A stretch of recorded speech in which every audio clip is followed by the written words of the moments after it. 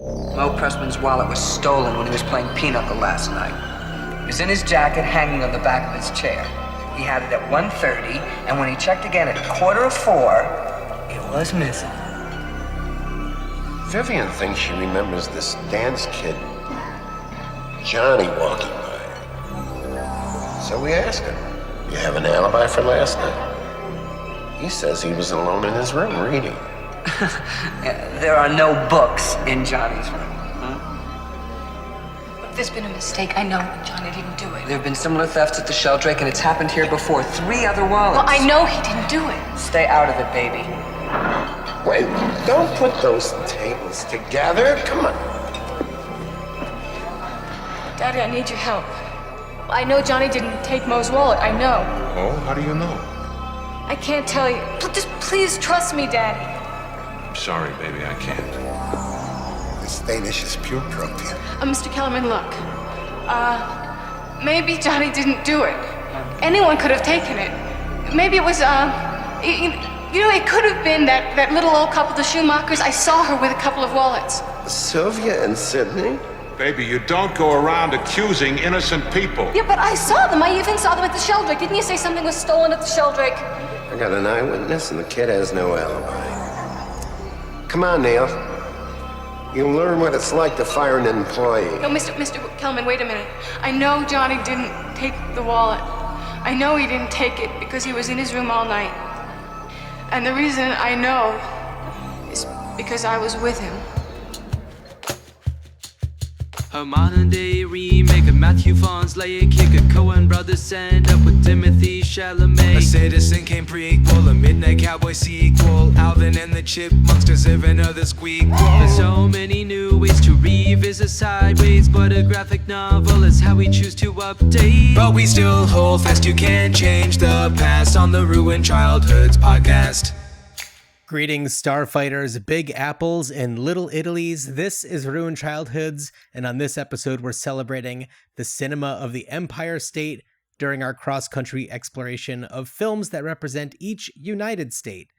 This week, we're talking about the birthplace of Pizza Rat, Rat Packer Sammy Davis Jr., and Ratso Rizzo from Midnight Cowboy. Hey, I'm walking here! I'm walking here! Up yours, you don't talk me that way. Get out of here! This is the 11th state to join the Union. Wait a second. 11th state? 11? 9/11? Jet fuel can't melt steel beams. It's a conspiracy. That's right. This week we're in New York, but not in the hustle and bustle of the 5 boroughs. We're in the Catskills celebrating Dirty Dancing. Dan, are you ready to have the time of your life? John, I've never felt this way before. I swear. It's the truth. It's the truth. And you know, John, in a lot of ways, I do owe it all to you. Oh, boy. Well, Dan, this podcast all started just because you were like, hey, I've got an idea for a podcast. And now here we are.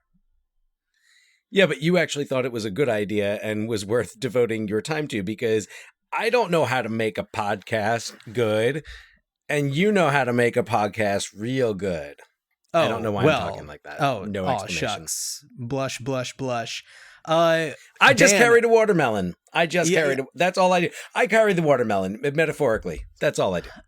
I feel like there have only been a handful of movies that we've covered on the show in these 230 some odd episodes that have been so iconic, where it's like a quote from it that could seem like such a benign line really just like has become a cultural touch point for so many people. And the more that I researched this, the background of this movie, how it all came together, it's like it should never have turned into what it turned into. It had all of the odds stacked against it. Yeah. And and here we are all these years later. You know, it's constantly being re-celebrated. And, you know, something that you and I, something that you said to me off mic was that it's somehow still underrated, which I couldn't agree with more. Yeah. Yeah, absolutely. It's a movie that I have seen so many times over the years. Even remembering the first time I saw Dirty Dancing. What was the first time you saw it? All right, so this sticks out. So, little backstory here. As a kid, I didn't do much. I was not athletic. I did not do much outdoorsy. I mostly watched movies and kept, like, 1987 was really the year that I really was like getting into movies and watching them and keeping up and just wanting to see what the popular movies are. And they didn't, I was 10 years old. Summer of 1987, I was 9 going on 10. So Right. I wasn't necessarily going to see all of the zeitgeisty movies from that year. I did not see Fatal Attraction in theaters. I'm trying to think of some other ones that we've covered from that year as we have dipped back in the 1987 well frequently. Yeah. But so I remember that I was very interested in seeing it. Our parents, I'm sure, had seen it because this was a film very nostalgic to the baby boomer generation. Yeah.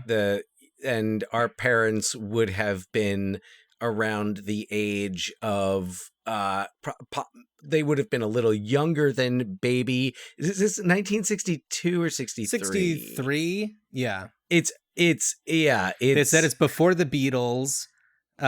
So 63 is kind of right in that sweet spot. Right. Yeah. And so, like, it's our parents' generation that this movie is really being seen through. Yeah. So it's something that they could really connect with. And on top of that, I saw a lot of the merchandise and paraphernalia around marketing Dirty Dancing because I'm a bit hazy on the connection here, but back in the day, I had a friend named Jonathan Canarak, and they were family friends. Our parents were friendly, but John and I were the same. Jonathan, so that we can tell the difference here. I think we'll be okay. We were good friends, on and off for many years, and just have lost touch. But his father, I want to say it was his father. I don't know if his father was in.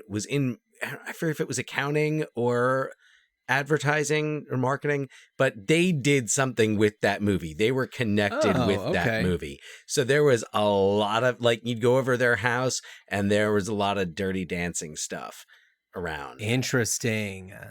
So, and then I think before I even saw the movie, so the soundtrack was hugely successful. Well, and we'll talk more about the music without a doubt. Yeah. So all I'll say is the soundtrack was so hugely successful, they put out a second soundtrack because this was not at the time of stream. You were very limited in what you could put out, and few things merited a double album release. And as you said, Dirty Dancing was not like anticipated to be this, like Forrest Gump's soundtrack was a double CD. Right. The Dirty Dancing soundtrack was not a double, but they ended up putting out another one called More Dirty Dancing. That was the one that I had. Now, gotcha. And I'm sure I had that. It's like Dirty Dancing came out in, I was looking up the release date. If it was August or September of 87. Okay. But I know it debuted at Cannes that year, but then it came out, I think in August. But it was it wasn't like a summer tentpole movie. This was, more or less an independent film. Yeah. That gets put out like at the tail end of summer. So I didn't see it in its theatrical run. And then I remember when it was coming to HBO. Because I used to love when HBO would show their own, they would like make their own trailers for the movies that were coming, especially like the big ones. And I remember like with Dirty Dancing, I feel like it ended with the shot of her. It's kind of like the long shot of her like bopping down the outside steps. Yeah. On the bridge. There at Kellerman's. And it was going to be on on HBO. It was going to be on HBO. And I was looking forward to it, and I forget, and I think it was like the night that it was going to debut. Of course, all excited for the, Their Saturday night feature presentation. Saturday night feature presentation. Oh, definitely. And our parents were going out, and we had a babysitter who was not our regular babysitter. I don't recall us ever having this babysitter again. And I remember she was Irish. Oh, interesting. And she would not allow me to watch Dirty Dance, even though like our parents knew they signed off on it. Oh, of course. Like our mother I'm sure was excited that I was gonna like watch it and then like want to listen to the Ronettes all the time or something. Yeah. Because who wouldn't? But that's beside the point. So I remember, and she said, because I think she was talking about how, because it was rated PG-13, and I think she had recently come from Ireland and was talking about how in Ireland I wouldn't have been able to see that movie. And now that I'm now looking back at it, and I hadn't really thought about this, now I'm really getting why, especially the Irish culture in the 80s might have Irish Catholic some qualms with this movie because of some of the themes it addresses. And again, we're going to talk about it. Yes. There's so much we're going to talk about, but I don't remember how, look, one way or the other, I saw the movie. And so you don't remember the first time that you saw it, but you remember the first time that you didn't see it. I remember when I was going to see it. I remember I felt like a great injustice was being done because, like, come on, I saw La Bamba in the theater. That was PG-13. Yeah. Like, come on. What, lady, come on. I mean, by this point, I must have been, because usually it was like a year. I would have been almost 11, because I'm betting this was on HBO like maybe in August 88. So gotcha. Yeah. Because remembering the patterns of how long it took for a film to go from theatrical to video to pay cable to then basic cable to network was something I was familiar with as a 10-year-old. I'm not kidding. I have like a very vivid memory, I believe, being in a Blockbuster video, and there was some question about like whether to rent one movie or another. And I remember you saying like, well, this just came out on video, so in 6 months it'll be on HBO. Like that was like, I remember you telling me, and I took it as like, that's the law of the land. After 6 months of being on video, that's when a movie will go to HBO. More or less, though, that was the law of the land. It was exceptions were made. Mm-hmm. But it was the exception versus the rule. Now, it's the future that I used to imagine, where pretty much anything that's playing, I could just click a button and watch it at home. Yeah, have to pay $30, but right. And so first of all, I gotta say, I love that we are just getting right into this movie, because I'm sure that we have plenty to talk about without wasting any time. Is there anything else to really talk about other than, I guess, news-wise, the casting in the Running Man remake that's moving forward? There's always so much. It'd be impossible for us to cover everything. Yeah. So I do, before we like synopsize the movie for anybody who perhaps hasn't seen it or just wants to hear me give a synopsis of it, I want to kind of piggyback on what you were saying with how this was an independent release. And over the course of the past week, I pretty much watched every second of, I think it was the 30th anniversary Blu-ray that was put out, that has 2 different commentary tracks, one of which is with the writer-producer, which is excellent. And then the other one has like Kenny Ortega, who is the choreographer. It had like the production designer, the editor, and it seemed like most of them were recorded separately, and they just kind of like wove it together to go with like whichever one was saying the best thing in the right moment or whatever. And so those are really great. There was also like a featurette just about like the background. There was a great interview with Patrick Swayze talking about his experience with it. And pour one out. I know it's been 15 years, but yeah. So this movie was originally like the script was purchased by MGM, and they just essentially sat on it. And there was this video company called Vestron Video, and they essentially they licensed movies to and like made for TV stuff, like PBS things, to essentially put out on like in video stores, because that's when like video stores were just starting to like really pick up. And what they noticed is that once the major studios started releasing their movies on VHS and those started going into video stores, people weren't renting their things. So just like, we should start making our own movies. So they developed Vestron Pictures. And there were a few other ones that came around the time, but they noticed where it's like Carolco who did Terminator 2. Yeah, I think that there was something involved with that. But what they essentially saw is like, you know, between Footloose and Flashdance, there was this, you know, this hunger for dance movies. So they managed to pick up this script from MGM, and it was kind of just like hey, let's give this a shot. And, you know, there were Vestron Pictures. There were a couple of other movies that I know were like part of their early releases. So yeah, I'm trying to figure out what are like. I think The Gate was on Little Monsters. Wasn't Little Monsters after that a little bit? But Little Monsters was 89, but I'm just Young saying Guns like, was 88. They did Young Guns? Yeah, they did Young Guns. Yeah, Dream a Little Dream. Big Men on Campus, which I love. Earth Girls Are Easy. Earth Girls Are Easy. Yes.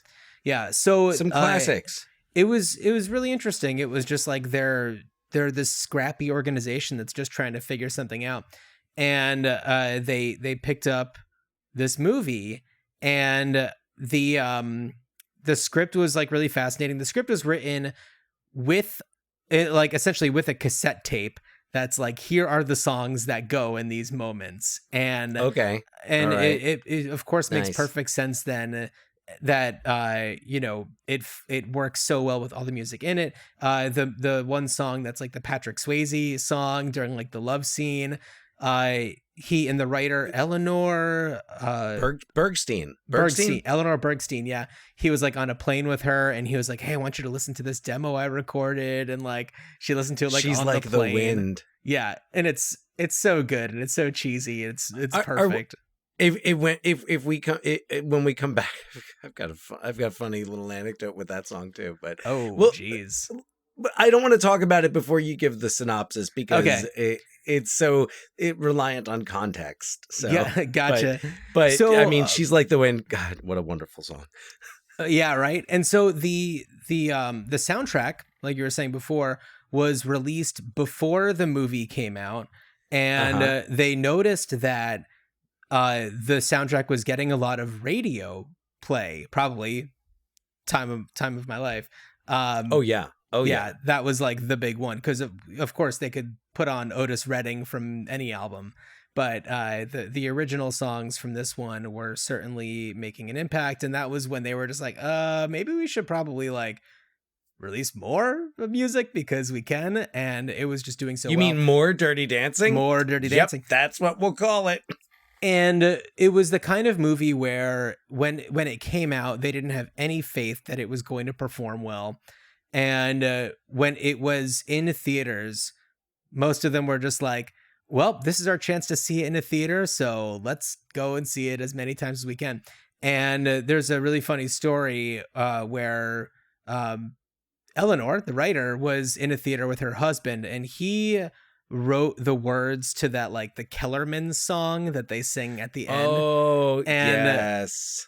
And after a few times, like in the, you know, they'd go to the movie theater and they heard people singing along with the song, and he was like, And he was Join hands and hearts and voices, voices, It's so good. hearts and hands. So at he essentially said to Kellerman's. her, That's on he the more said- Dirty Dancing cassette.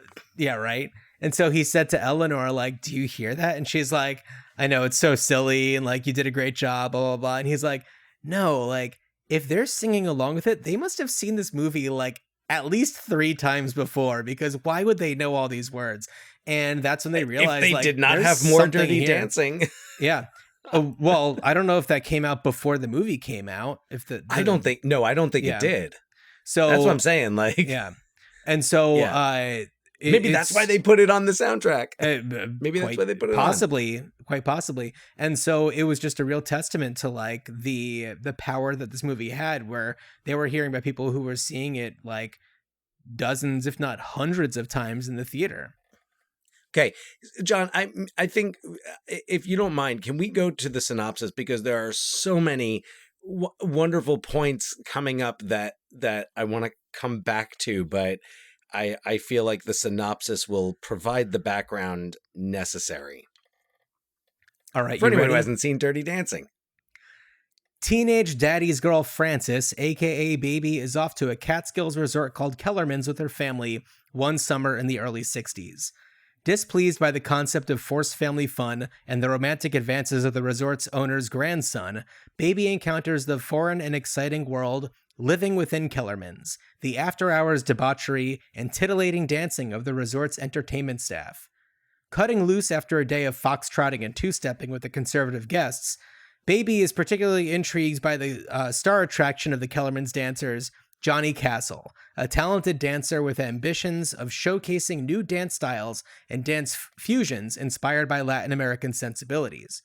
When Baby notices that something is awry with Penny, the lead female dance instructor, she alerts Johnny, and it's revealed that she has an unwanted pregnancy, but the father is refusing to help remedy the situation. Robbie, the man in question, is a server at Kellerman's and just so happens to be the object of Baby's sister Lisa's affection. In order to help Penny, Baby borrows the necessary funds in order for Penny to see a doctor to perform an abortion. However, the only time that the doctor is available is when Penny and Johnny are supposed to perform at another nearby resort. Baby offers to learn Penny's part and replace her so that Penny is available to see the doctor. Baby, Johnny, and Penny work night and day to transform Baby from a stiff amateur to a relaxed dance professional. Baby and Johnny end up performing surprisingly well and make it back to Kellerman's just in time to discover that Penny's procedure was not handled with care and she is in physical distress. Baby calls upon the services of her father, who knows nothing about Baby's activities. He is a doctor, I shouldn't mention that. He takes good care of Penny, but under the assumption that Johnny is responsible for the pregnancy. This encourages Baby's father to forbid her from hanging around the Kellerman entertainment staff, which is the furthest thing from her desires. She runs off to seek Johnny's comfort, unlocking a romance that has been brewing since their first dance lesson. From this point until Baby and her family are set to leave the Catskills for the summer, she and Johnny share how their love has transformed both of their lives, but Johnny's feelings of systemic class inferiority make it difficult for him to feel completely at ease. But when Johnny is accused of stealing from the guests and Baby is his only alibi, her courage in confronting her father to save Johnny's reputation gives him the strength to be all the Johnny Castle he can be, resulting in a proper performance of their dance. Resulting in, excuse me, I believe much more than that. Yeah, but that synopsis is already long enough. So. Oh, no. What I'm saying is, John, I believe that Johnny Castle travels through time. Okay. You say what you're going to say. I think I know what you're going to say, and then I have a rebuttal. Go ahead. Okay, first of all, I don't actually think that like Eleanor Bergstein in things like wrote that Johnny travels through time. But one of the things that I love about this movie is the anachronistic soundtrack and how the soundtrack is sometimes right there. It's Cousin Brucey and the hits of the time. It recalls the American Graffiti soundtrack, and I'm sure in having that DJ, having that iconic DJ involved, certainly a tip of the hat to American Graffiti. But then when Johnny leaves, when he's forced to leave Kellerman's, but then returns to make things right and to heroically rescue Baby from the corner and claim his rightful place as the performer of the final dance, he knows that he has to do something beyond extraordinary because these people have seen him already perform the extraordinary. He needs to travel through time and get a hit single from 24 years later, recorded by Bill Medley, who was a current pop artist then. Right. And Jennifer Warnes. Yes. And to bring back I've Had the Time of My Life, and you know that there's magic involved. You know how else you know that there's magic involved is that all he needs to do, because Johnny is just there, and with this futuristic song that even Max Kellerman says, is there even sheet music for this? And Baby instantly, through the power and magic of dance, knows they've got the choreography down. They've done the choreography, but now the other dancers all know the choreography because he summons them when he leaves the stage, and he goes to them and he infects them with that power of dance. And he's like, this song was meant to exist for us now. This song is not before its time. We are before our time. We are before its time. I don't know how that works, but okay. They dance. It's such a wonderful moment. I love it. So Dan, this is something that I would not have picked up on had it not been for watching this movie with Eleanor Bergstein's commentary. And that is, in the background, you know, when they're at kind of like the staff like bunks, in the background, you see the other dancers kind of practicing that final dance. So, but it's not obvious, like it's all in the background.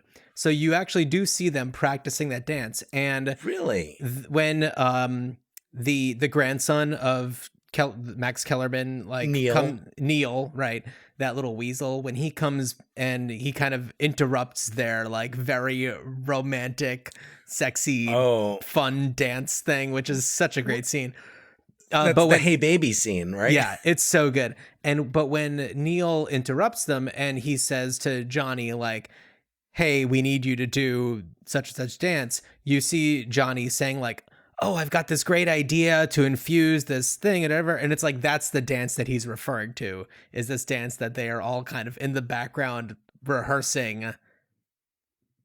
Who knew that they would actually have to bust it out or have the opportunity? Inspired by Johnny's travels to Cuba. Right. Which we'll get to. Which it does not come up. But we'll get to that. So we'll get to the Havana Nights, but I also do want to say to the time traveling theory. So this movie, it's a fantasy movie, and it begins with, and you never hear this any other time, but it begins with voiceover from Baby in the future. And so this movie is a retelling. It's all from Baby's perspective. Baby is in every single scene, and there are only 2 moments in the movie that I saw where Baby wouldn't have known what was going on, and they are in that moment where I'm blanking on her name, but the woman whose husband is like only comes up on the weekends, and she's like trying to sleep with Johnny, and the husband's name is Mo. Mo. Vivian. Her name is Vivian. Vivian. So that night where she sleeps with Robbie, and then she comes out and she sees that Johnny and Baby are together. Baby doesn't know that she sees them. So that's one moment. And then the other moment is in the end scene when Wayne Knight, who, by the way, Wayne Knight is a real hero of the Ruined Childhoods podcast. That dude has been popping up a lot. I was going to say, man, another Wayne Knight. And we haven't even done some of his biggest hits. No, we haven't done Jurassic Park. We haven't done the Jays. We haven't done JFK or Jurassic Park. JFK, that's right. So the other moment is when he and No, I'm sorry. It's not Wayne Knight. It's when Max Kellerman and the band leader are talking. Tito are talking backstage, and Max Kellerman is talking about how the kids just want to go to Europe with their, Europe these days. They don't want to go learn the foxtrot with their parents. Yeah. Like, times are changing and everything like that. Those are the only two moments that Baby could not have seen. But everything else, Baby, so it's her retelling. So yes, of course, some of the music is going to be period music because that's very like practical music. But it's like maybe for her retelling it in 1987, it's like the music that she heard on the Dirty Dancing soundtrack is what in 1987 when Patrick Swayze's single "She's Like the Wind" is popular. So that explains that. No, actually, because and of course, adult Baby must be into the Blow Monkeys because we get their cover of "You Don't Own Me" on the soundtrack. Right. We've got because there's like the new songs like "This Overload." I think it's just called "Overload." I don't know who sings it. It sounds like Robert Palmer, but not. I don't know that it is. I don't think so. So you've got just like the flat out new songs. I've had the time of my life. Then you've got the covers of the classics, which I guess other than "You Don't Own Me," I don't know that there are any others. So all the rest are the originals, the Ronettes, the Shirelles. Yeah. Well, and I do know that listening to Eleanor Bergstein's commentary, she talked a lot about how she really had to fight to get certain songs that were very expensive. And, this was an independent film. They had no money. And they managed to, so I bet that there were opportunities to get, they were trying to probably get other songs that were more period appropriate. But I mean, that's really I've had the time of my life was, written for the movie. Right. But did it win an Oscar? Or was it just not? No, I think it lost to the song from Mannequin. Wait, did it? Oh yeah. Nothing's gonna stop Jefferson us now. Starship. Or just Starship by that just point. Starship at that point. Which I mean is also a great song. So I'll give them that. I mean, 1987. We've talked about this. 1987 was such a great movie year. So much fun. Iconic year. Especially and also like for soundtracks, amazing soundtracks. So, okay, we've got. What was so there's the other and sorry, it's not the it's not the it wasn't the Maurice Williams. It was the like, how do you call your lover boy? And how does he answer? The Mickey and Sylvia. Mickey and Sylvia. Yeah. Right. Yeah. That's a scene that Neil walks into. Yes. Mm-hmm. So that's one of those scenes where I could see like what you're talking about, where Eleanor Bergstein had the specific songs that she needed for those scenes to work. Because the Mickey, I'm sure you could find something else, but like nothing else is going to work as good as that Mickey and Sylvia, as their mouth, they're like saying the words along with it. And it's such a, man, the chemistry between Swayze and Jennifer Grey. Also, just, the way charts. When he does kind of the air guitar thing, it's somehow not dorky because he's so cool. Yes. Yes. He's so sexy. Yeah. And he's like his body, the way like he has control over every just like minute muscle in his body. Of course, he's a trained dancer. Right. So along those lines, I mentioned on our Mallrats episode that Jason Lee is like a great like hand actor. Like he has complete control over every like ligament or whatever. And Jennifer Grey's foot acting is exceptional. Whenever they go tight on their feet and you see her personality in her like ankle movements, and it's what makes this movie pop. It's like nobody else could have really done that. Yeah. You are so right about the foot acting. Yeah. Great foot acting from Jennifer Grey. And also excellent foot acting. Jennifer Grey, like this movie could not have worked without her. She was so perfectly cast in this.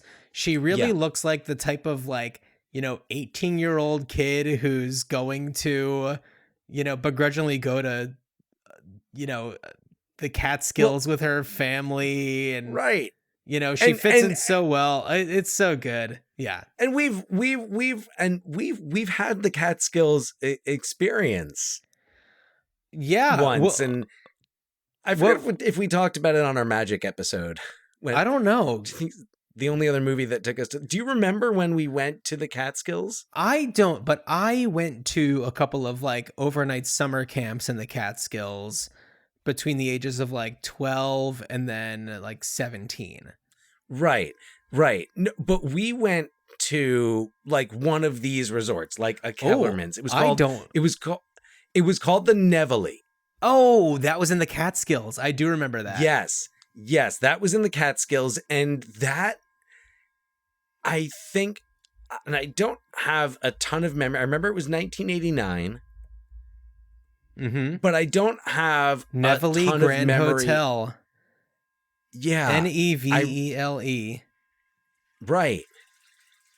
I don't remember much about it, but I do remember, like, as I look back at it, I feel like, yeah, it was like, what Max Kellerman was saying was this was the latter stages. Oh, yeah. I remember, the only things I really remember about that were like our mom playing like Mahjong with the other ladies. Very likely. That we were there with, Of course. There was shuffleboard. Of course. Yeah. Sure. There were games. Yeah. Like, yeah. So Kellerman's was modeled after Grossinger's, which was like probably the bigger of the Catskills resorts of its time.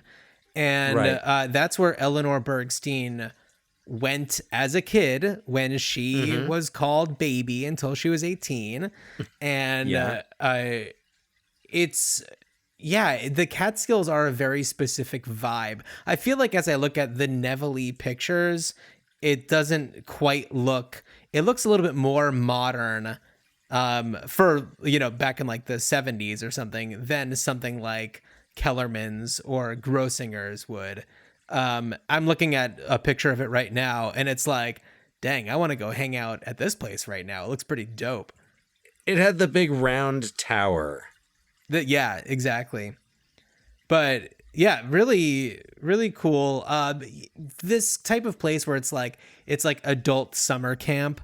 You go there for 3 weeks, and for a lot of people, it's like a family thing. But for some people, it's just like, no, we are retired or whatever, and we want that kind of experience where it's just like everything is included, and it's a resort, but it's not like beachy. It's got its own like secluded vibe to it. Right. You go and it was also pretty secluded in that, I mean, it wasn't just exclusively Jewish families going, but it was a lot of Jewish families going. Sure. Yeah. So you were definitely, and this was at a time when it was much less mixing. And people generally like just looked to kind of like say, okay, this is where the other Jewish families go on vacation. This is where, and it was the Borscht Belt, and Max Kellerman references his grandparents or parents like serving borscht. Right. Yeah. Well, also it's like you go into, when you're in the kitchen and Penny is like being consoled, there's a box of matzah meal on the shelf. Oh, yes, of course. So, it's one of those things that I think it has, a lot of things have made that fade away, but I think the people's kind of need to stay secluded culturally. Sure. Yeah. Well, I mean, this was also a time when like country clubs were, not taking in Jewish people, restricted. And so I guess it kind of, these kind of became their like havens of, inclusion. And one thing also that Eleanor Bergstein mentioned, we see a lake on the grounds, but she really wanted there to be a pool because she wanted to show people who were of different races in a pool together, to show that Kellerman's wasn't, you know, into segregation, that they were Right. fully supportive. And you see a few black folks, mostly The working entertainment. there. The entertainment. On the entertainment staff. Yes. So, but it's like probably at that time, that's more what it actually would have been like. Yeah. And but what I love that this movie does is, you know, speaking about the entertainment, is kind of showing the class system within Kellerman's. You know, when Baby is kind of peeking in on the staff, she sees like the wait staff being, you know, heralded as being like, you know, the cream of the crop there, and then like in comes the little rodents from the entertainment crew wearing their leather jackets and The shades. greasers. Yeah. The greasers. Patrick It's Swayze's back in The Outsiders. The Socs and the Jocks all over again. Yeah. Johnny Boy. Yeah. The Socs and the Greasers. The Socs and the Greasers. Yeah. It's cool. The way it just works so great. And then of course the moment when Johnny's cousin, whose name I'm blanking on, holding the watermelons, you know, opens up those doors to that smoky, you know, red lit room, and it just kind of opens up this world to Baby, and it's just an explosion, and it works. So the cinematography is beautiful. They nailed everything, and I know that they were doing this all on a shoestring budget, and they were all, you know, they were secluded there. I mean, they shot it in North Carolina and in Virginia, and they were building a lot of these sets in barns, and you know, part of it, I think the North Carolina part was a place that was still existing, but they were like about to bulldoze, I think, the whole Virginia set, like as soon as they wrapped. And so it's kind of amazing that they were able to pull together what they were able to pull together. And a lot of the more iconic moments came during times when they were just like, we don't have enough footage for this dance montage. So they had, you know, that's when they had Jennifer Grey do the stuff on the bridge where she's dancing. That was all just like reshoots. Right. Just because they didn't have enough footage. And, you know, they'd shoot late all the into extra the shots night. of, like the bunny hop on the lawn and all that. Oh, yeah. Yeah. Yeah. And they'd shoot late into the night. Like the classic scene of Patrick Swayze kind of putting his hand like down her arm and her like laughing and stuff, where it's like she's giggling and he's pissed off, and those were very real moments because it was late at night and they were just trying to get the shot, and it's like you can't recreate that, and people have tried, and it's impossible. No. And this movie, another thing is the editing in this movie, especially because the dance and the music, and it helped. Emile Ardolino was also a choreographer, correct? I know that he had his background in dance and other dance films before this. I don't know if he was himself a choreographer, but it wouldn't surprise me. But I mean, Kenny Ortega, who was the choreographer, became a director, right? Very well known director. Yeah. No, and you could tell, like, he definitely has a ton of influence on this, but the movie really has a momentum and a wonderful rhythm. The movie's got this wonderful rhythm where they throw in, there's humor, there's the drama of the abortion, which that wasn't a topic that was coming up in movies in 1987. And it was certainly not something Irish audiences wanted to see, but no, but so that was something that like I didn't pick up on as a kid. No, I don't remember what viewing I was like, oh. I think I was like in college when I picked up on that for the first time. Yeah, but like I use this movie and that as an example as when I'm teaching. There's I don't want to spoil anything that we're not specifically talking about here. So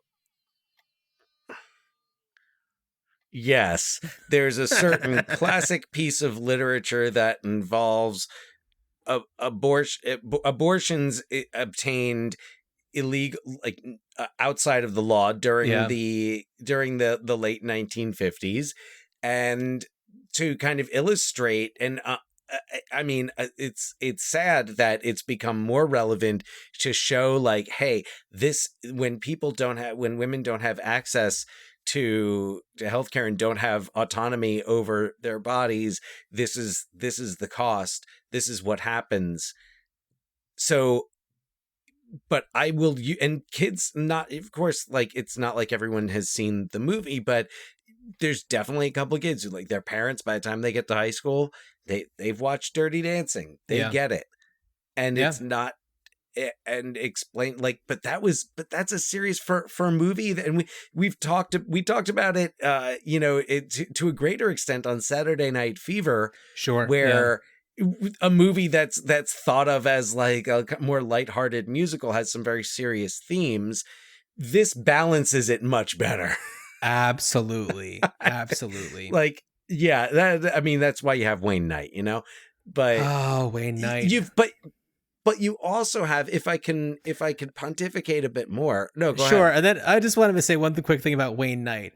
Never has anybody had more of a Batman name, yet looked least like Batman.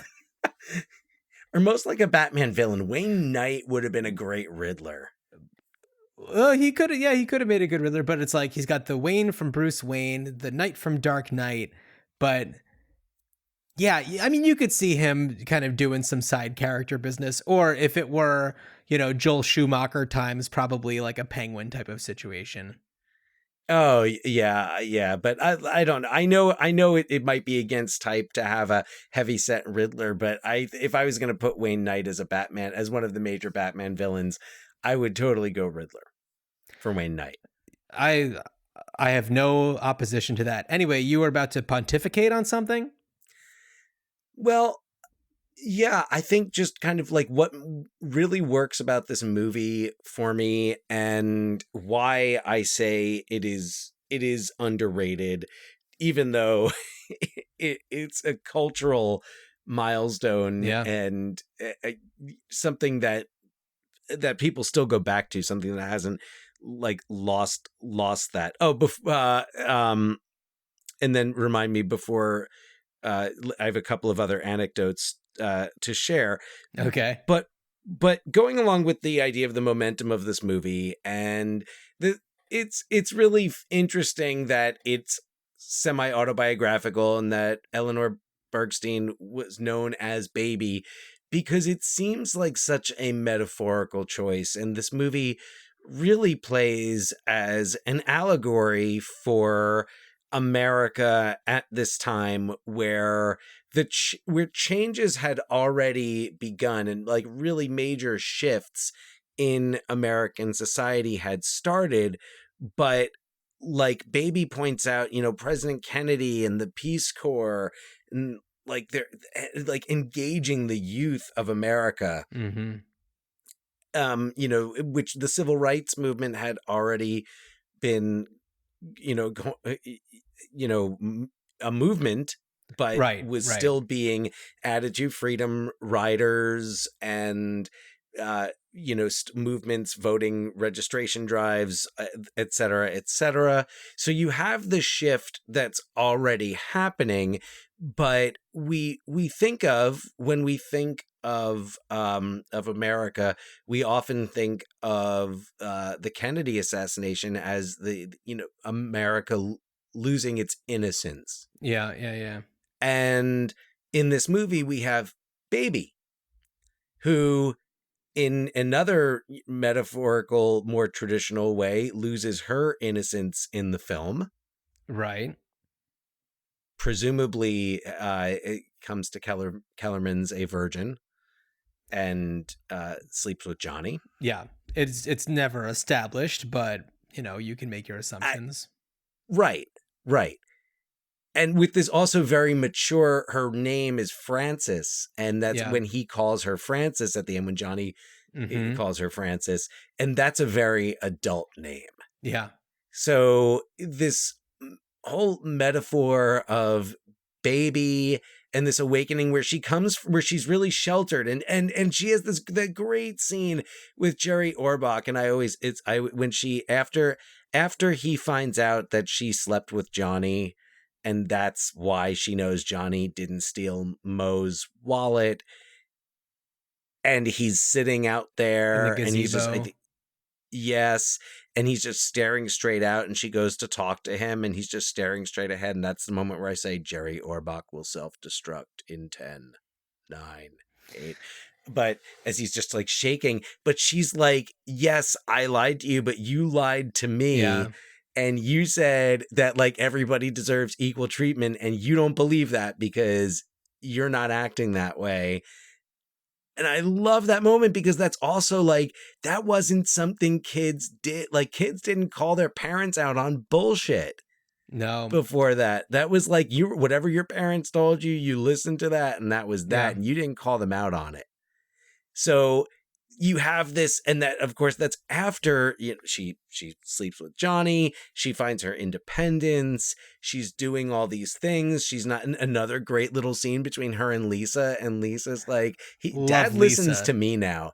Lisa's great. And I love Lisa because she's so, you think of her so vapid and shallow the whole time. But then when baby's really hurting and Lisa like sees it the night of the talent show, and she's like, come on, when she says, do you want me to do your hair?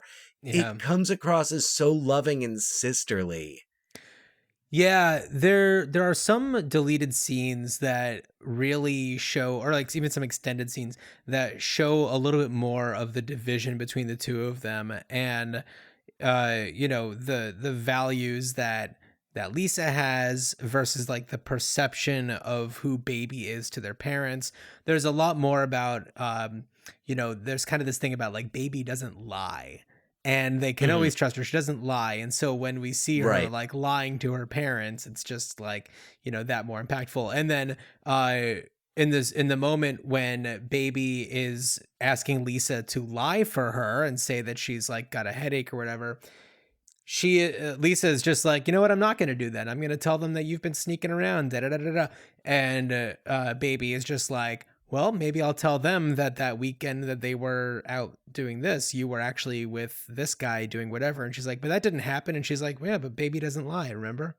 And she kind of uses that. And so there is a lot more tension between the two of them that got cut out. And I'm glad they did, because I feel like you don't need it. No. You can tell that they're two very different people already, and that there should be a lot more that, you know, is unspoken to show that. Yeah. No. It was, again, editing, bravo. And to go back and correct myself, I've Had the Time of My Life did win the Academy Award for it did. Okay. Original song. Yeah. Yes. All good. All due respect to Starship and Mannequin, but the right decision was made. But yeah, and then there's other points in the movie where it feels that, and like looking at the Catskills as another part of that metaphor, that in the second half of the 20th century, the old ways were fading out. Yeah. And that it really was kind of like, if you were stuck with those old ways, you're not going to be happy if you don't kind of accept some change. Sure. Yeah. I do want to point out real quick that behind you is a poster for Alan King. So King of course, also Macho Man Randy Savage dropping the elbow on Jesus, but no, all due respect. I've noticed that before, and I've decided not to bring it up. It was a gift. Okay. It was a gift. It goes. I don't feel like actually what I need to add to my, I don't know if it's worthy of being in the same company as Alan King, Michael J. Fox, and William Devane. I also have a signed set list from UB40 back there. And now, actually, what I could have, I have a couple of other autographs that I want to put up in that spot. It is Macho Man's a placeholder right now. Sorry. But one thing I do have is a connection to, and I don't know where it is. I don't know if it still exists, but I did have an autograph from Shirley Alston Reeves, lead singer of the Shirelles, who There sang you "Will go. You Love Me Tomorrow" Yeah. on the Dirty Dance, on More Dirt, which was on More Dirty Dancing. Gotcha. "Be My Baby" was on Dirty Dancing proper. There you "Will go. You Love Me Tomorrow?" More Dirty Dancing. But So- that was, yep. So before we get to the legacy, the continuing legacy of Dirty Dancing, you said you have a few anecdotes. Well, yeah, I gotta shout out. Oh, another addition to the whole idea of that change is that at the end, I think we have like a lesbian couple coming out at the end, or something, like Oh, Max those two older Kellerman. ladies. I mean, yeah, and I mean, Yeah. you don't. I wouldn't necessarily have thought that they were a lesbian couple if I didn't see like Max's reaction to like, wait a second, I thought so. I knew it. didn't get that from their interaction. I mean, those were the same two ladies who, at the beginning, when Johnny and Penny are dancing, we see them kind of, hanging out together. So then to see them, embracing the new dance moves is, Yeah. You may be reading into it a little bit too much, but I might be. I don't know. But so coming back to "She's Like the Wind," yes. the song that plays as Johnny it's what the scene where it's like they're out in the rain. Yeah. Yeah. And I feel like it's his inner monologue that's playing, like that's what's in his head while he's speaking. But I cannot hear that song without thinking of, this is something I don't think radio does this anymore, but back in the 80s when morning zoo radio was all the rage. Yeah. And everyone listened to their wacky DJs, and I listened to Z100 in New York City, and they had a parody called "She Passes Wind." Oh my God. And it was all about, like, it was like awful breath, and it was something like, "She's breathing close in my face, I'm trying hard not to breathe." Oh my God. I actually remember some of the words, and like, yeah, that was how many times I heard that. But I can't hear the song without thinking of that. That's super funny. It's a lot of fun. It's a lot of fun. And then so I guess maybe to bridge us into the how do we carry on and respect the legacy of Dirty Dancing, I will share a way that I have already done this. Oh, well, then before you do that, I mean, not really. But okay. But before you do that, maybe we talk about the ways that the Dirty Dancing legacy has already continued on. Oh, yes. Okay. Oh, boy. So I forgot about Havana Nights and. Oh, yeah. I have a little timeline. So in 1988, not only do we have the CBS TV series, so they, of course, everybody wanted a Dirty Dancing 2 right away. The cast was like, we'll only do it if Eleanor Bergstein writes it. She wasn't going to churn out gold that quickly or whatever. So they did the series, which focused on the dance instructor and the daughter of I guess Max Kellerman. I don't know if it was Kellerman's in the show. I couldn't find it anywhere. So good riddance. Dirty Dancing, the series. Yeah. Also in 88, there was Dirty Dancing live in concert that toured 90 cities in 3 months. This is like a year after this comes out, like this independent film. Can you imagine that? That's nuts. Blow Monkeys weren't doing anything else, man. Yeah, Put right? them on tour with whoever sings Overload. That sounds like Robert Palmer. So there might have been some other things before this, but in 2004, that's when the stage musical started. I think it started in Australia before coming to the States. And that, performed really well. 2004 was also the year of Dirty Dancing Havana Nights, which I watched the other night. Dan, have you seen Havana Nights? I have seen Havana Nights. It's been a while. It's been since probably like mid 2000s. So, having just seen it, it's pretty fresh in my mind. Diego Luna is very good, but I will say that like the female lead is very stiff. Even, I mean, Yeah. she was a very good dancer, but like she just didn't have the acting chops to like really bring you in. And you know, it's a story that takes place like I think 1958. It's at toward the end of like the Cuban Revolution, and it's trying to do a lot. We do have a bit of a a precursor to Mad Men with January Jones and John Slattery. January Jones playing just like another teenager that's in Cuba. So the whole plot is that this girl and her family moved to Cuba because her father works for Ford, and they're like opening up like a Ford plant there. Right. And so he's there, and there's this whole idea that like this one daughter is going to end up with the boss's son, who's really cute, but she doesn't really like him that way. But she sees Diego Luna, who works at the club that they all go to, and she sees him at this like club dancing, and she is just blown away by it and gets involved in a dance competition. And they clearly tried to do a lot of the same moves from Dirty Dancing, but it doesn't play the same, clearly. And then, as you alluded to earlier, Patrick Swayze does have a cameo. He does not play Johnny Castle, especially considering he's considerably older. Isn't it not implied? I thought, is it not implied that he's Johnny? No. It's just for the fans to see like, Patrick Swayze. Isn't it like during the final dance scene? So there are a couple of different. Well, he is there, but there's also a couple of scenes where he's shows up at this country club, and he's like doing a little bit of like teaching some like dance things, and he encourages the girl to like get in this dance competition. But it's never said that it's Johnny Castle.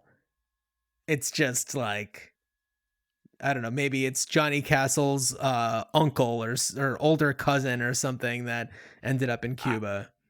I guess I just assumed that it was supposed to be Johnny, and that we were just supposed to accept that he Let me looked see older. if the cast listing. IMDb does not have him listed as Johnny. Right. No, he's not he's just probably like dance instructor or something. Yeah. So, okay, so we've got Dirty Dancing Havana Nights. Clearly everybody loved it, and that's why we are, always devoting episodes to it. 2017, there was a made-for-TV remake with Abigail Breslin. The only version I could find to watch was in Spanish, so I did not watch it. Also, it is 3 hours long and allegedly not very good. In 2022, there was a competition reality series called The Real Dirty Dancing, and I watched the first episode, and it is hard to watch. I mean, this is 2 years ago, and they filmed it at the North Carolina location where the Kellerman stuff is, and they went to a lot of the real things. Dan, do you know anything about this, or should I just explain it to you? Okay. Yeah, so I think that there's like 4 or 5 men and 4 or 5 women, which means 4 or 5 Johnnies, 4 or 5 babies. And they have to recreate certain baby and Johnny scenes, and them doing the stuff on the log, and other different, of course, the lift in the lake and all that kind of stuff.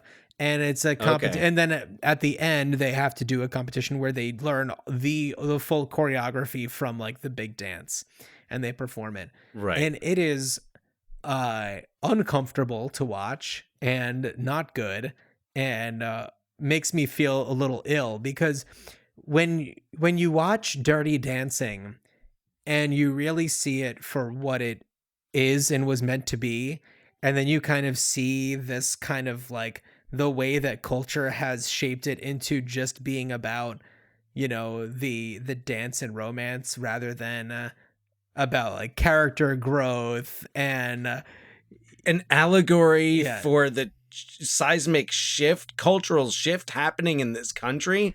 No, we're not. That's not what the real Dirty Dancing is. That's bullshit. So also there are current plans, and I saw that Jennifer Grey confirmed this last year. Although the writers' strike and acting strike has put it on pause. I don't know where it's at right now. But this is just from Wikipedia. Plans for a Dirty Dancing sequel were first discussed by Vestron in '88. In 2020, a sequel was announced with Grey attached to reprise her role as Baby. As part of their presentation during CinemaCon 2022, current rights owner Lionsgate, Vestron eventually turned into Artisan Pictures, which then became Lionsgate, announced the film had the tentative title of DD and reaffirmed that Grey would still reprise her role as Baby. On May 9th, 2022, it was announced that the film was eyeing a February 2024 release date. Clearly that hasn't happened, with Jonathan Levine announced to direct. In July 2023, as a result of the SAG-AFTRA strike, and with the film not having started filming, Lionsgate pushed the film's release to an unspecified date in the summer of 2025. So Jonathan Levine would be known from 50-50, Long Shot, The Night Before, so Seth Rogen stuff, Warm Bodies, Snatched. So, I mean, work that I'm quite fond of, so I have no reason to... He's got a track record. Balk at this, so that's exciting. No, absolutely. Yeah. I'm down with that, and there's definitely some good, especially like Long Shot. That's a good movie. I think it's my favorite rom-com of the past 10 years. It's so good.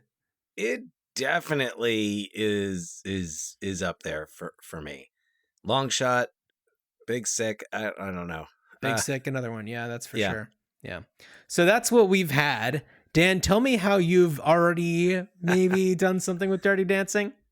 Well, John, so as you know, as our starfighters may or may not know, I once dabbled in some improv and sketch comedy and was part of a group called Cubicle back in the mid-aughts.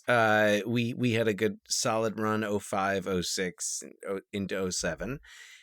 And one of our sketches that I co-wrote was it came out of the idea of it was taking the Baby Jessica.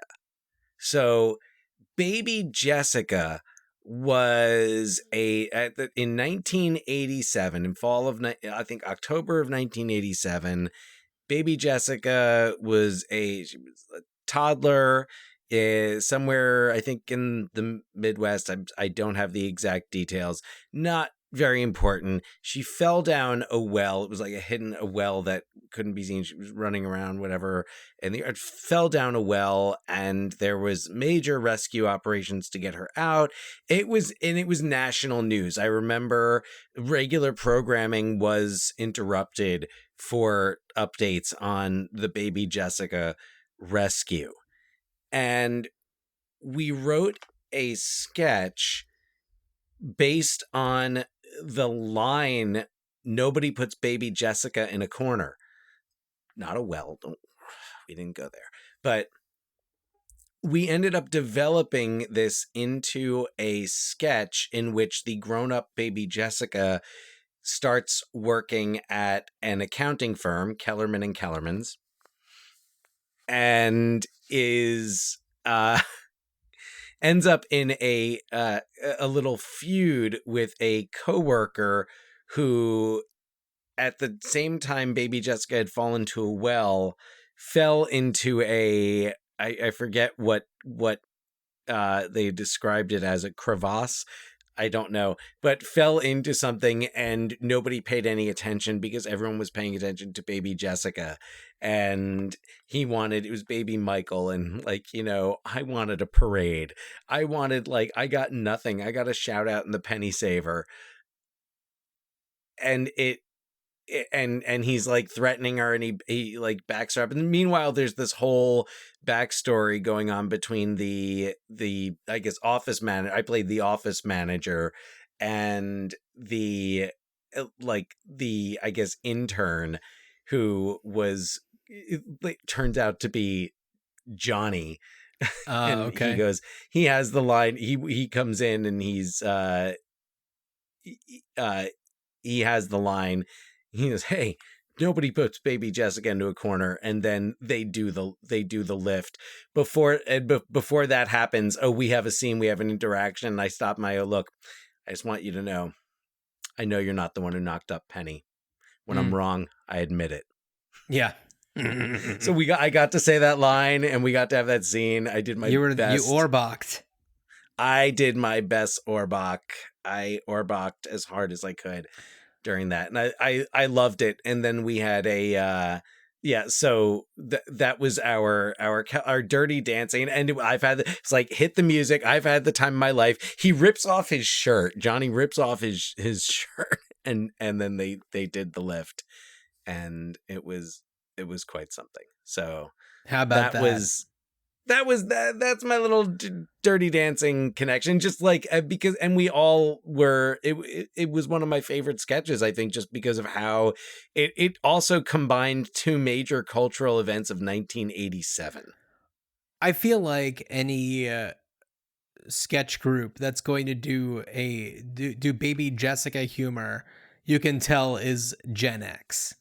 Like, that is a sure sign that somebody's Gen X if they're bringing up baby Jessica. Yeah. Oh yeah. Yeah. Well, I mean, that was everyone. That was the whole scene. Yeah. At the time. Yeah. But it was baby Jessica and Game Boy and Nintendo humor, and yeah. But that was, yeah. So what would I do now? What would you do now? Well,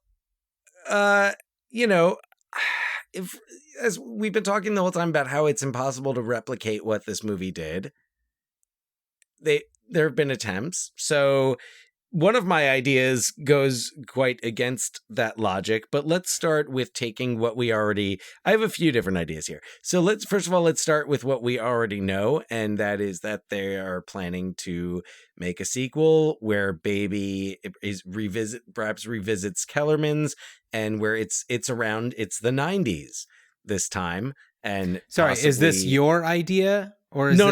This is the actual. Okay. So, but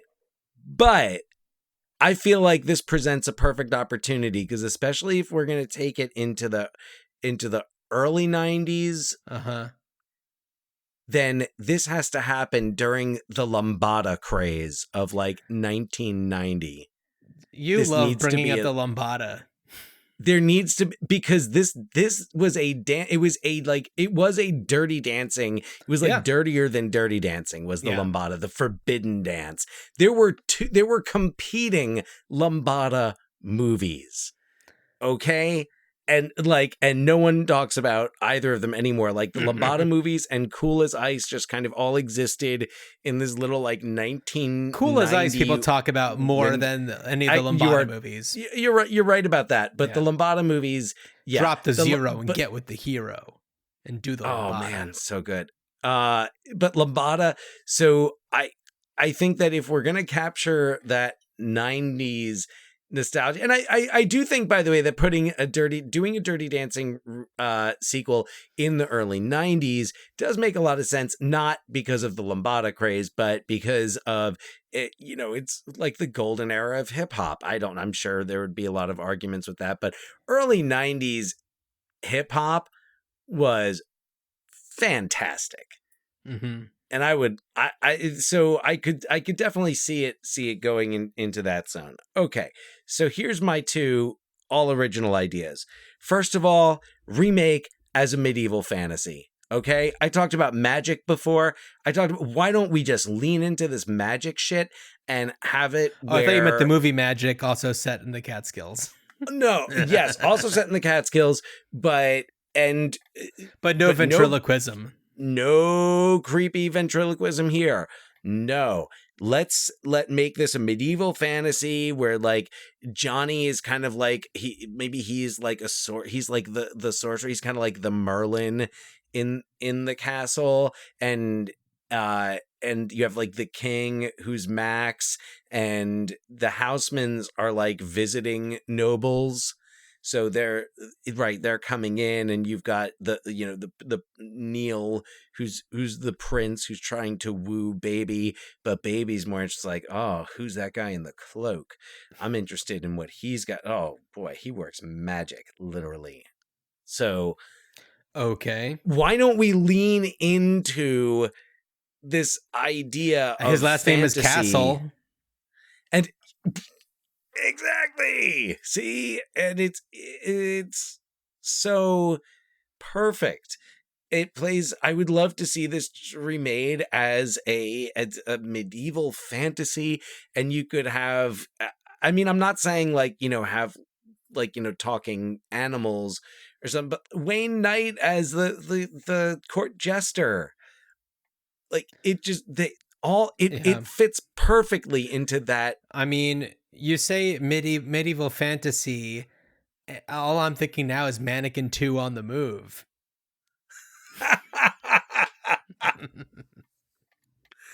Wow, Nothing's gonna stop not us far. now. Nothing. No, that's No? and that's the tone I want to go for. There is totally Mannequin 2 on the move, but I was thinking slightly more in the vein of like an Ever After, but certainly with some Mannequin 2 on the move magic in there, some fun. Why not? Why not? That's one idea. That's my that would be my actual idea. If I had to pick between one of these ideas to actually pitch, I would pitch the medieval fantasy remake of Dirty Dancing. It just wouldn't be called Dirty Dancing, but it would be the same. It would be the plot. It would be the characters. Just a little different. Just a little different.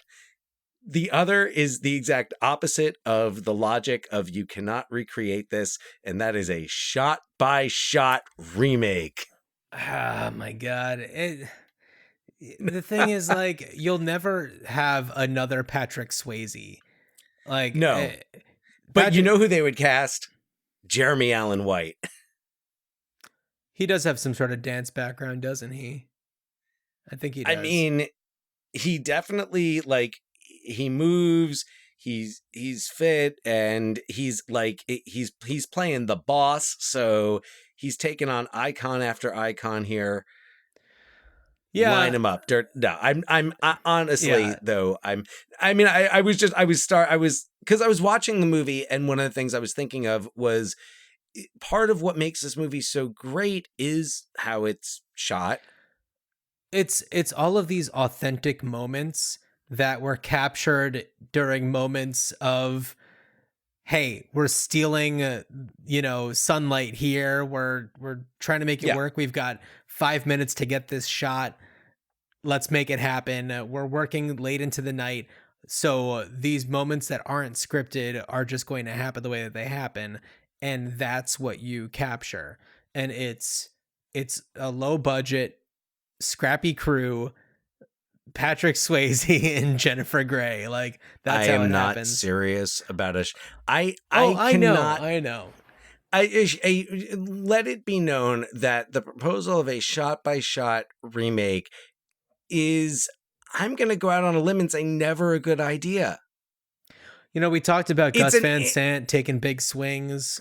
He took that big swing with Psycho, and we all saw it's what an happened. Interesting what if. It's a what if.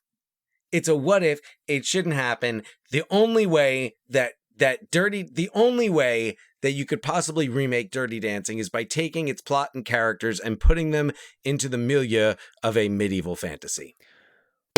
Well, and or whatever your idea is. Sure. Well, I was just gonna say, a shot for shot remake. If it's done in the name of like an artistic piece, then that's the only way that it could work. Where it's like not meant to be viewed as like legit cinema, but a sending its own message through its art. That's the only other way like to an do it. Andy Warhol type. Yeah, something like that. My idea involves no real dancing because it isn't a Dirty Dancing series, because I'm thinking series, but instead it would be a Kellerman's series.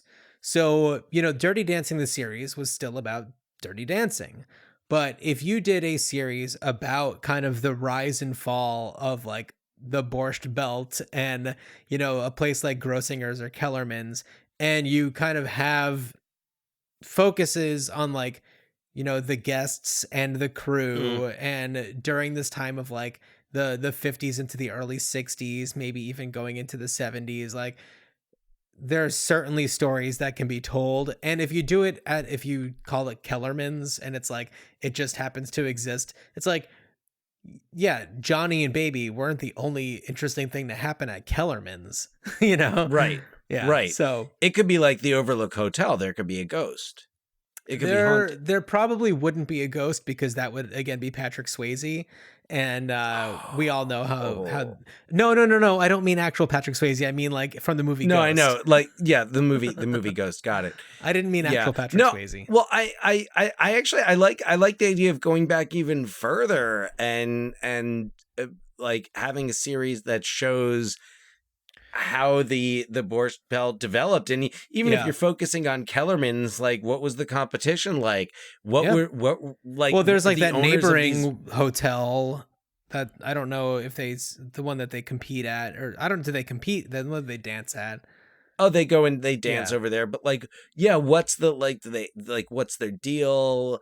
That would be a cool series. It reminds me, it's reminiscent of the idea, or one of the ideas I had for Caddyshack when we talked about it way back when, about Bushwood. Oh yeah, and having but this I could see being much more like historically representative, and I'd watch that show about the Catskills and just like all the crazy shit. Like when you start to read memoirs or like learn more about the comedians that worked the Borscht Belt, and like get some really wacky stories. And the thing is, like, you could get people to play people like Alan King and George Burns, and it's not like anybody's going to be too precious about like, oh, but he doesn't look like or act exactly like, you know, it's like that's not the point, and they're not. You're gonna have Billy Crystal play Alan King. Done. Yeah, I guess you could do that. He's the right age, and there's connection there. Yeah, between the two of them. Yeah, I mean, I believe that the Marvelous Mrs. Maisel did some stuff like Borscht Belty stuff. I only watched the first few episodes. I couldn't get into that show, but I know that they did some stuff with the Catskills. I saw some, and I mean, I don't know. I guess I've seen a decent amount of at least like the first or second season, and it doesn't seem like they did more Catskills stuff later. I think so. It almost feels like she bypassed the Catskills, like Mrs. Maisel. Yeah. I don't know. So I don't. Yeah, I guess that's a good question. I don't know if Mrs. Maisel really, but it still wouldn't have explored the history of the Catskills. Like those hotels started building up. The Nevele was built up in 1901. I don't 1901, really? Yeah, 1901. Well, because you have all of these the immigrants fleeing Russia in the late 19th century, fleeing the pogroms. Oh yeah, 1901. There you go. Yeah. So, let's start there. Hey, Lyndon B. Johnson stayed at Nevele in 1966. Interesting. Well, that's probably why we went there. Not kidding. That's probably why we went there. Could be. But yeah, we might have stayed in his room. Dad probably paid extra for it. Oh my God. I have plenty of things that I'd say, but they get ghost of LBJ. They get kind of gross. So before we talk about what we're covering on our next episode, I want to encourage everybody to email us ruinedchildhoodspod@gmail.com with your dirty dancing ideas, or perhaps stories of the first time you didn't see Dirty Dancing. And your reminiscences. Check out ruinedchildhoodspod.com. There are links in the episode's description for places where you can get some cool merch and whatever. And this has been a really fun way to explore New York in a way that is less expected.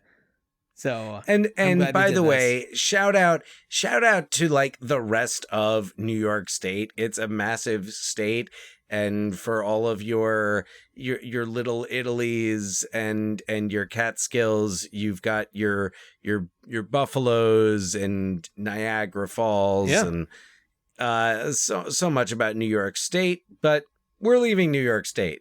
Where are we now. going, Dan? Why, we're heading down I-95. We're going to North Kakalaki, North Carolina there. And we are going to be checking in with the 2008 cult classic, The Foot Fist Way. Yeah. Starring Danny McBride, directed by Jody Hill. What a fun movie.